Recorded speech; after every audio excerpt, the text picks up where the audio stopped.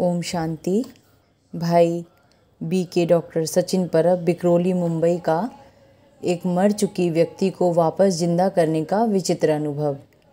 आज भी जब वह अनुभव याद करता हूँ तो रोंगटे खड़े हो जाते हैं और स्वयं को गौरवान्वित अनुभव करता हूँ कि परमात्मा की कृपा से किसी की जान को वापस लाने के निमित्त बन सका।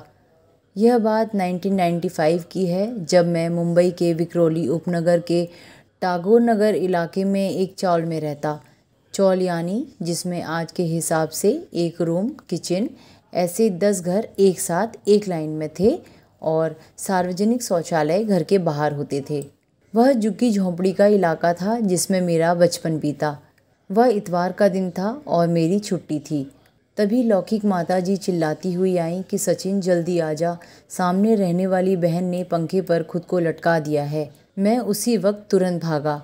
बाहर देखा तो बहुत भीड़ लगी थी, क्योंकि उस बहन ने दरवाज़ा बंद करके खुद को पंखे से लटकाया था, जो कि खिड़की से दिखाई दे रहा था। कितना समय बीत चुका था यह पता नहीं, और दरवाज़ा कैसे खोलें ये समझ नहीं आ रहा था। सौभाग्यवश वह दरवाज़ा लकड़ी का था, जो एक भाई ने अपनी शक्ति से तोड़ दिया। पूरा दरवाज़ा तो नहीं तोड़ पाए, लेकिन इतना अवश्य टूट गया जिसमें मैं प्रवेश कर सकता था। उस भाई के पास इतनी शक्ति कहाँ से आई ये पता नहीं चला, पर इतना पता था कि उस भाई की छोटी बहन ने भी खुद को जलाकर ख़त्म कर लिया था। उसे तो हम बचा नहीं पाए, तो शायद कम से कम इसे तो बचाएं, इस संकल्प में उसने जोर लगाया होगा। खैर, जब अंदर जाकर देखा, उस बहन ने साड़ी से खुद को लटका दिया था और उसके शरीर में कोई भी हलचल नहीं हो रही थी। मैंने उसके दोनों पैरों को पकड़कर छुड़ाने की बहुत कोशिश की तो लोगों ने पीछे खींचा और कहा कि पुलिस केस है, आप दूर रहो। पर उस वक्त मुझे सिर्फ इतना ही समझ में आ रहा था कि उस बहन को नीचे उतारकर चेक करें। मेरी हिम्मत देखकर कुछ लोग आगे बढ़े और हम सब ने मिलकर उसे नीचे उतारा। उस समय मैंने MBBS की पढ़ाई पूरी करके इंटर्नशिप शुरू की थी, जिसे आप नौसिखिया डॉक्टर कह सकते हैं। नीचे उतारकर पहला काम था कि चेक करना कि वह जिंदा है या नहीं। जब चेक किया तो पता चला कि उसकी हाथ की और गले की नाड़ी बंद हो चुकी है। फिर टॉर्च मंगाकर आंखों में रोशनी डाली तो पता चला कि उसकी आंखों की पुतली मोटी और स्थिर हो चुकी है, यानी ब्रेन डेड। सरल भाषा में वह मर चुकी थी। जैसे ही मैंने कहा कि वह मर चुकी है तो सभी मुझे बोलने लगे, अब पुलिस को तुझे ही सारे जवाब देने होंगे। एक डर और तनाव का वातावरण पूरे माहौल में मैं महसूस कर रहा था और भीड़ भी बहुत हो चुकी थी। सभी उस बहन को जानते थे क्योंकि वह स्कूल की टीचर थी और बहुत ही शांत स्वभाव की थी। पर ऐसे तनावपूर्ण माहौल में भी मुझे पता नहीं क्या विशेष खुमार चढ़ा था कि अंदर से आवाज़ आ रही थी, जल्दी से मुझे कुछ करना चाहिए। हालांकि हार्ट मसाज यानी CPR का अनुभव व ट्रेनिंग कुछ नहीं लिया था मैंने, फिर भी कहाँ से शक्ति आई पता नहीं। मैंने हमारी लौकिक भाभी, जो कि एक नर्स थी, उनसे कहा कि मैं कार्डियक मसाज देता हूँ, आप अपना हाथ उनकी गर्दन की नाड़ी पर रखना और कुछ हलचल हो तो बताना। ऐसा अनुभव हो रहा था कि कोई शक्ति मुझसे यह सब करा रही है।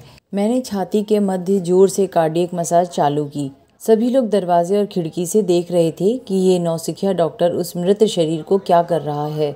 आमतौर पर डॉक्टर ये सब ICU या इमरजेंसी रूम में बंद दरवाजे के अंदर करते हैं, पर यहाँ यह सब खुले में हो रहा था। मेरे घर वाले डरे हुए थे कि कहीं कुछ गलत ना हो जाए, पर मैं अपने ही जुनून में लगातार हर सेकंड गिनते हुए कार्डियक मसाज दे रहा था। 50-60 सेकंड हो गए, कुछ नहीं हो रहा था। तब मेरा उमंग उत्साह भी ठंडा पड़ने लगा, क्योंकि सभी लोगों की नज़र मेरे ऊपर थी। लोगों की बातें दिमाग में घूम रही थीं। पुलिस केस होगा, तुम्हें सारे जवाब देने होंगे। इन्हीं विचारों में मैंने ज़ोर से कार्डियक मसाज दिया तो एक कट करके आवाज़ आई, यानी उस शरीर की छाती की जो नाजुक हड्डी थी वह शायद ज़ोर से अंदर की ओर दब गई थी, और सभी ने उस आवाज़ को सुना। कुछ लोगों को लगा कि इस नौसिखिए डॉक्टर ने हड्डी तोड़ दी, लेकिन इसी बात से चमत्कार हुआ। जो छाती की रिब अंदर दब चुकी थी उसने दिल को ज़ोर से धक्का मारा, जिसकी वजह से उस बहन का दिल फिर से धड़कना चालू हो गया। और मेरी लौकिक भाभी ने भी कहा कि गर्दन की नाड़ी फिर से चालू हो गई। इसका मतलब यह था कि उस शरीर में फिर से जान आ चुकी थी। मैंने तुरंत ऑटो रिक्शा वाले को बुलाया। उस बहन को लेकर हम नज़दीक के अस्पताल में गए, जहाँ पर पुलिस को सारी बातें मैंने बता दी। 3 दिन तक उस बहन को अस्पताल में रखा गया। बाद में उस बहन ने हमें बताया कि उसकी शादी नहीं हो रही थी और उसको एक बीमारी हो गई थी, जिसकी वजह से निराश होकर उसने यह कदम उठाया था। वह अपने किए गए कर्म पर बहुत शर्मिंदा थी। हमने उसे धीरज दिया, हिम्मत से काम लेने को कहा और कहा कि सब कुछ ठीक हो जाएगा। थोड़े समय पश्चात उसकी शादी भी हो गई और उसको एक बच्चा भी हो गया।